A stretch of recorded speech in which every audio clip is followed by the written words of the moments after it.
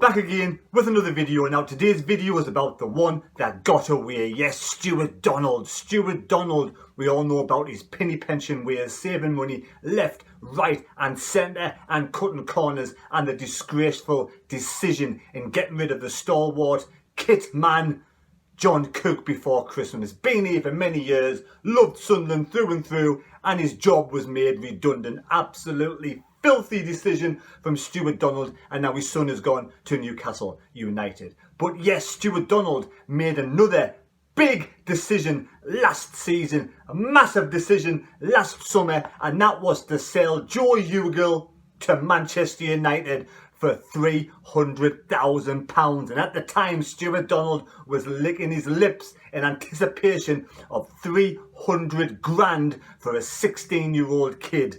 That decision now looks absolutely pathetic, ridiculous and stupid, because if he just hung on for another couple of seasons, he could have made millions off this young lad born and bred in the Durham area. In fact, just a couple of miles around the corner from where I live, this kid was born. 17-year-old now, 6'2", has the world at his feet, playing absolutely fantastic for Manchester United. In the under-18s, he played for, scored 6 goals and made 1 assist. In the under-23s, or they call it the Premier League 2, he's played 11 games, scored 8 goals and 1 assist, and scored 4 goals against the under-23s, the Liverpool side, when they won. Was it 6-3, 6-2 the other night? And also, he gave the ball away for the penalty. It could have been 5 goals in 1 match. That's what kind of a young lad this is. It's going to be an absolute gem. And Ole Gunner Solskjaer says this lad, Joe Hugill, is so close to the first team start. I remember an interview last year at some point, it was of Nick Barnes talking about this young lad, saying that he's an absolute star in the making, and he's a Sunderland fan through and through, and he wants to come through the ranks. He wanted to play for Sunderland and be one of the first really local lads, local striker to do well at Sunderland. But Stewart Donald had other things in mind. He wanted money in his back pocket. And allegedly, this is the way I think it would go, Stewart Donald saw 300 grand for a 16-year-old kid, and he thought, yes, let's have it. Let's be having some of that in my back pocket.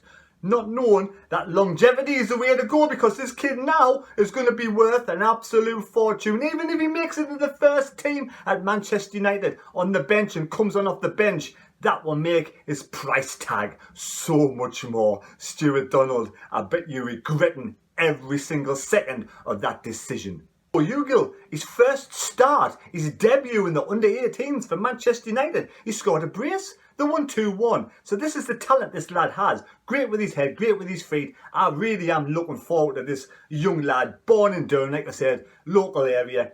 I want to do well. I want to succeed. I hope he makes it all the way. They're saying he could be the new Harry Kane. I know that's way down the line, but I do really hope that he makes it big time, gets through to Manchester United's first team one day, and is an absolute legend and a star. It will be absolutely brilliant for the North East, brilliant for this young lad, and be brilliant for his family as well.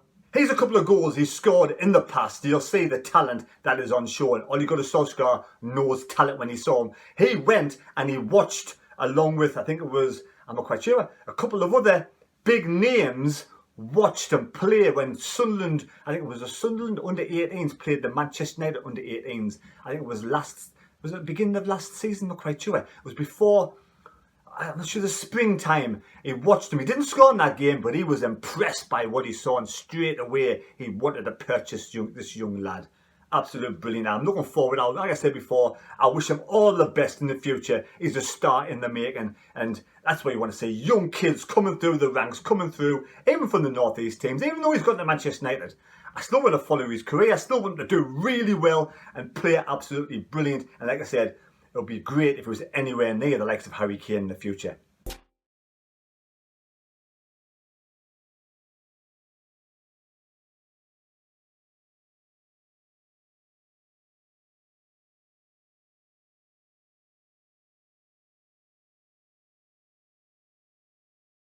There's some absolutely fantastic finishes there from Joe Hugill, and he's left-footed.